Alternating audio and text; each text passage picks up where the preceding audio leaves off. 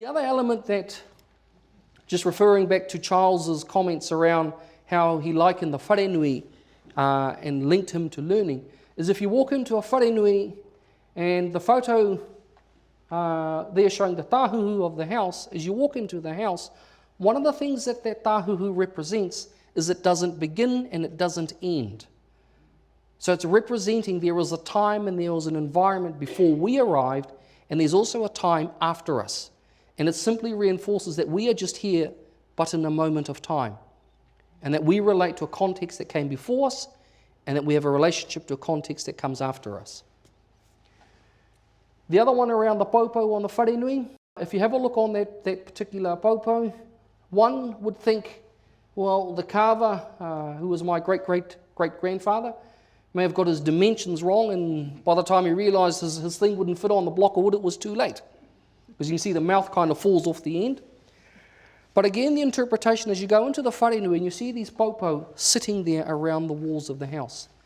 And the interpretation from out of our family for his work is that those things there are standing in another world looking at us through a window.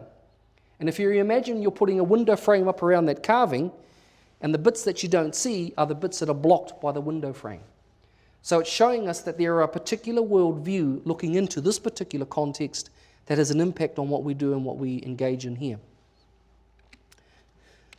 Now, coming out of that, and referring back to that framework where I called it the ranga framework, coming back to this concept here, we have rangatahi, which simply has been translated as someone who is youthful.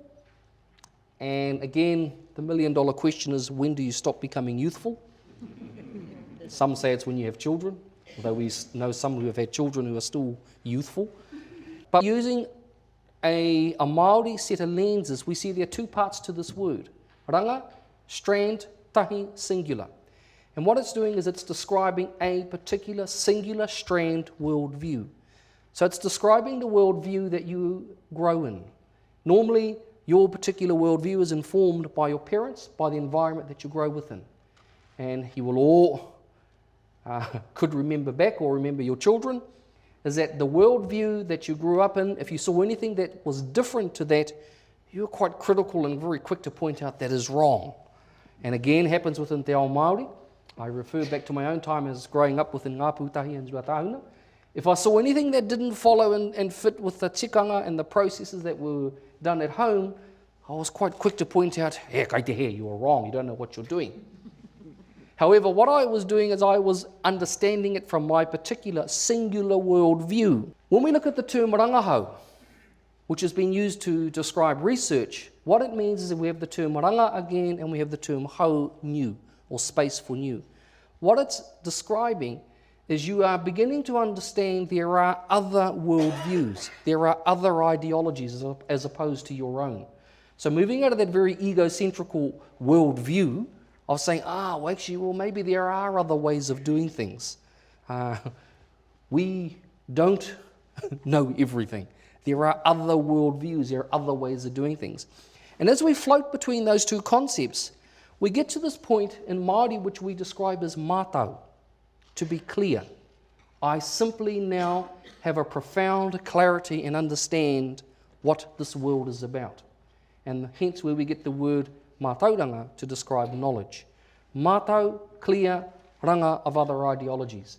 I have a profound understanding, I now understand, I have a maturity to understand there are other ways and other factors at play that I need to understand.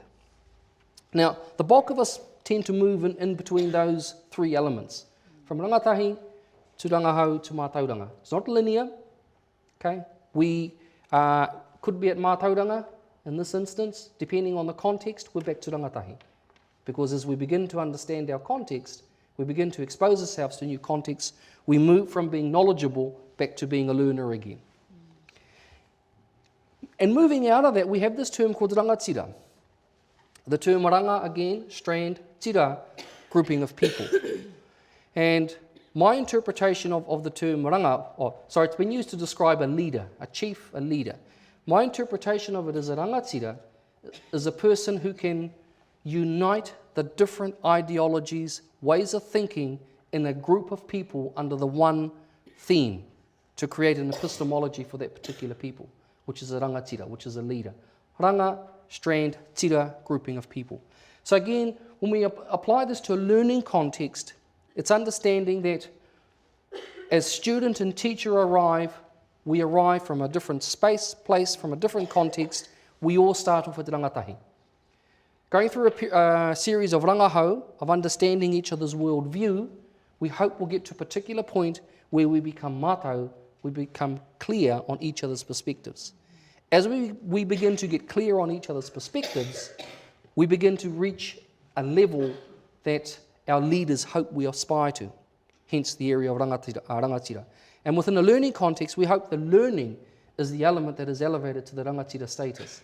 So when we build our learning within our students and our teachers, we hope that is the element that is elevated to that status that's required for us to both feed into and feed out of. Graham Smith, the notion of a 360-degree intervention, by just simply making the point that literacy is one of the processes to ensure that Māori begin to engage and come out of education successfully. Okay? There are curriculum elements, there are leadership issues, there are pedagogy, there are cultural competencies, there are social economic. There are a whole raft of issues that are affecting the underachievement of Māori. Literacy is one of them. As I said earlier, it's a very important part, but it's simply one of them. Now, just to conclude, is simply to make the point that a literacy and numeracy initiative must be short-term. It is not, and my fear is with regard to Māori, we do not create another industry simply to feed the underachievement of Māori. We must understand what are the issues that are affecting, understand them, put the factors in place to rectify it, and then move on. And we must not forget that literacy is plural. There are other literacies. And the other key points I want to make is that we must be very clear that we make, and in this sense we're talking about literacy and numeracy, we make it contextual for Māori. It's got to resonate, it's got to connect, we've got to make the right connections. If we don't understand the need to ensure the contextual connections are critical in the delivery of knowledge, then Māori learners are in danger of approaching mutant forms of language, knowledge, and culture. And, if this is the case, then there's a danger that a less than authentic language will begin to appear. And then the other key points I'll let you read.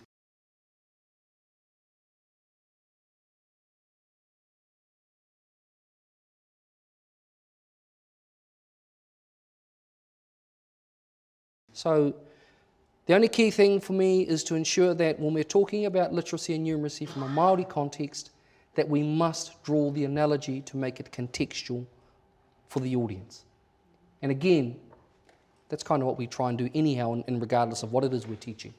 We try and make it relevant, we try and make the connections so that it resonates and that we understand the issues that are affecting the learners, and we understand, in that understanding, hopefully it will begin to inform our pedagogy, our way we deliver that into our students. So thank you for your attentiveness, and kia ora tātou.